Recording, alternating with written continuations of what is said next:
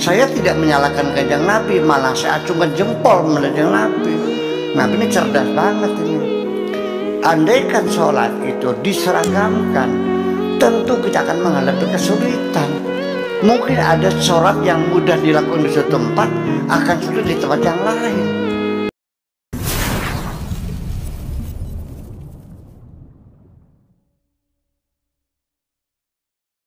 Jadi memang di Al-Qur'an ada Nabi itu sholatnya 3 kali.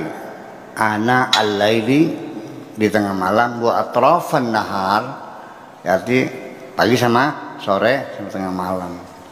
Ada lagi 2. Itu Nabi Muhammad sholatnya bagaimana sebelum Isra Mi'raj itu juga jadi masalah ya.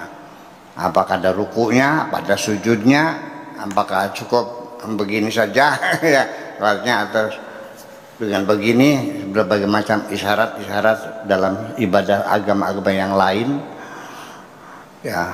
Ada yang ditempelkan ke tembok ya kan, di tembok tangisan dan sebagainya, itu kan cara ibadah yang mereka.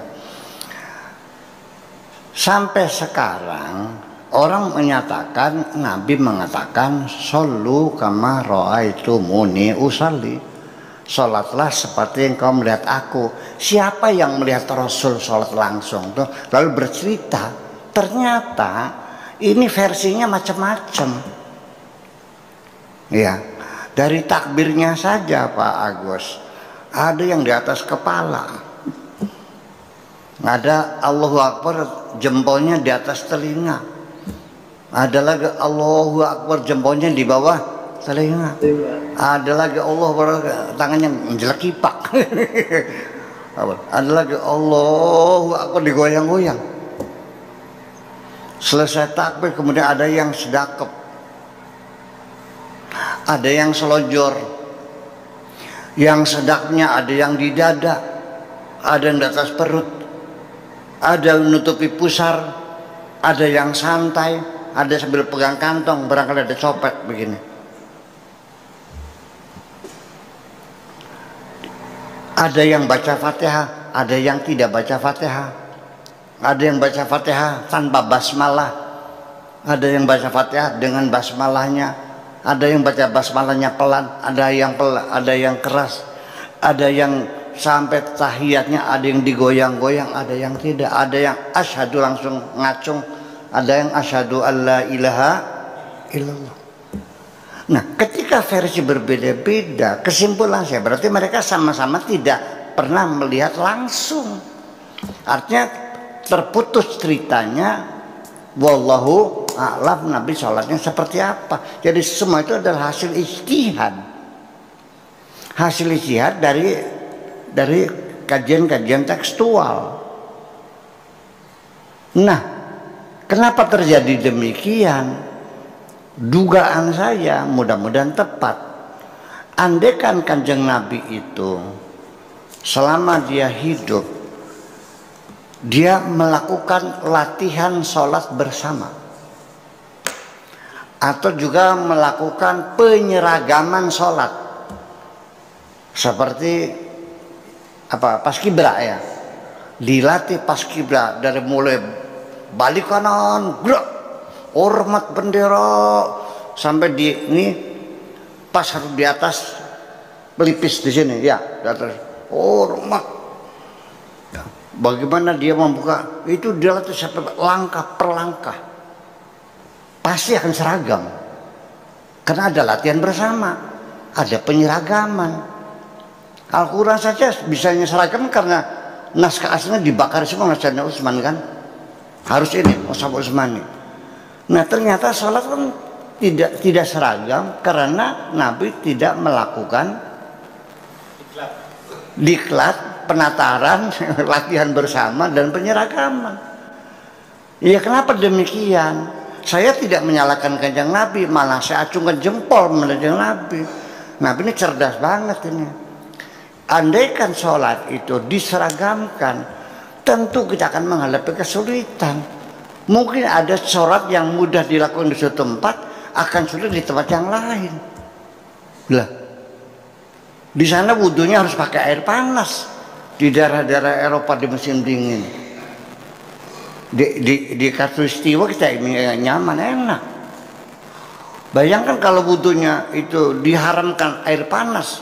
Wah, itu kita kan nggak boleh kan air panas kan? Syih. Itu kan fikih. Nabi tidak membahas. Itu artinya Nabi hebat. Artinya fleksibilitasnya tinggi supaya bisa diamalkan di mana saja. Seharusnya kita syukuri. Ini malah akhirnya saling salah menyalahkan. Ini bid'ah, ini gimana lagi? Ini salah paham ini. Orang Islam salah paham. Ini yang benar. Jadi digoyang-goyang. Namanya Al-Hayyul Qayyum. Allah itu hidup. Ya, baca Fatihah karena basmalah adalah bagian Fatihah. Yang tidak baca berarti sholatnya tidak sah. Lah gimana lagi? Oke, saya mau nih. Baca Fatihah. Imam Syafi'i wajib baca Fatihah. Bismillahirrahmanirrahim dengan basmalahnya. Alhamdulillahirabbil alamin. Konsekuensinya kalau orang bermadzhab Syafi'i baca Fatihah tanpa baca basmalah, sholatnya sah enggak? Tidak sah, karena Fatihahnya kurang. Orang yang bermadzhab Maliki yang mengatakan basmalah bukan bagian Al-Fatihah, malah kalau orang Maliki baca basmalah, Bismillahirrahmanirrahim, Alhamdulillahirabbil alamin, sah enggak sholatnya? Enggak sah, karena dia membaca basmalah yang bukan bagian Fatihah. Jadi tidak boleh ditambah, tidak boleh dikurangi. Ini geger sampai sekarang, orang bertengkar, orang berebut sampai mestinya dipisah-pisah, sholatnya berjamaahnya dibeda-bedain, ya kan? Jadi pertengkaran, geger, kegaduhan. Akan tetapi saya mau nanya nih, begitu imam waladdallin,